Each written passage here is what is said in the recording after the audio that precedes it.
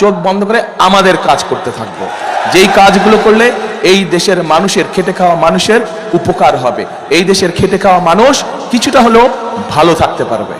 এখন এই কাজগুলো যদি আমাদেরকে বাস্তবায়ন করতে হয়, আরেকটা কথা বলি, ভাই স্লোগান দিস না, স্লোগান দিয়ে কোনো ফায়দা হবে না, স্লোগান দিয়ে কোনো ফায়দা হবে না। আর যে স্লোগান দেবে বুঝবো, আমি বুঝে নেবো তুমি এখানে ডিস্টার্ব করার জন্য আসছো। হ্যাঁ, যে ডিস্টার্ব করার উদ্দেশ্যে আসছে সে স্লোগান দিচ্ছে। কাজেই তোমার নাম এখন থেকে হবে, যে স্লোগান দিবে তোমার নাম গুপ্ত হবে এখন। আচ্ছা, তো এখন আমাদের লক্ষ্য হচ্ছে, আমাদের উদ্দেশ্য হচ্ছে জনগণের ভাগ্যের পরিবর্তন করা, যাতে জনগণ যদি এখন 10% ভালো থাকে, যাতে আমরা ওটাকে 20% করতে পারি। 100% ধীরে ধীরে যাব আমরা, কিন্তু অন্তত যাতে 20% নিতে পারি। 20% নিলেও আমরা আলহামদুলিল্লাহ অনেক দূরে এগোতে পারবো। তো এখন প্রিয় ভাইরা, প্রিয় বোনেরা, আমি তো বিএনপির পরিকল্পনার কথা বলছি। আপনাদের পরিকল্পনাটা কি? 12 তারিখে আপনাদের পরিকল্পনা কি? ধানের শীষকে জয়যুক্ত করতে হবে। এই যে গুপ্ত,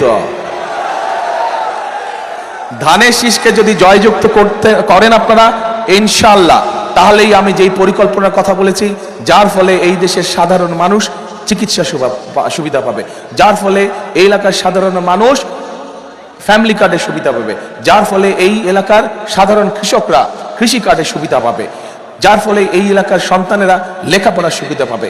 এবং ধীরে ধীরে, রাতারাতি তো সবকিছু হবে না। আমার হয়েছে জ্বর, বুঝছেন, জ্বর হয়েছে, ঘুরতে ঘুরতে জ্বর, ঠান্ডা লেগে গেছে, ডাক্তার আমাকে অ্যান্টিবায়োটিক দিয়েছে 7 দিনের। এখন 7 দিন লাগবে ভালো হইতে, তাই সামান্য জ্বর ভালো হইতে লাগবে 7 দিন। এত বড় দেশ, এত ফ্যামিলি কার্ড, এত কৃষক কার্ড, এত মানুষের চাকরির ব্যবস্থা করা একটু তো সময় লাগবে না? একদিনে মানে, সেই জন্য আমাদেরকে ধৈর্য ধরতে হবে। কিন্তু ওই যে বললাম আপনাদের পরিকল্পনা কি, আপনারা যে বললেন ধানের শীষে, ইয়েস 12 তারিখে আপনাদেরকে ধানের শীষকে জয়যুক্ত করতে হবে। কিন্তু জয়যুক্ত করার আগে কয়েকটি কাজ আছে। সেই কাজটি হচ্ছে, আপনারা যারা এখানে ধানের শীষকে জয়যুক্ত করবেন, আপনাদেরকে ভোরবেলা তাহাজ্জুদ পড়ে চলে যেতে হবে। তাহাজ্জুদ পড়ে ওইখানে গিয়ে ফজরের নামাজ আদায় করতে হবে। আর আমার অন্য ধর্মের ভাই যারা আছেন, তারাও আপনারা ফজরের ওয়াক্তে চলে যাবেন ধানের শীষকে ভোট দেওয়ার জন্য, এবং গিয়ে ফজরের নামাজ আদায় করে ওই আপনার স্ব ভোট কেন্দ্রের সামনে ফজরের নামাজ আদায় করবেন এবং লাইন দিয়ে দাঁড়িয়ে যাবেন। যেই মাত্র দরজা খুলবে, ভোট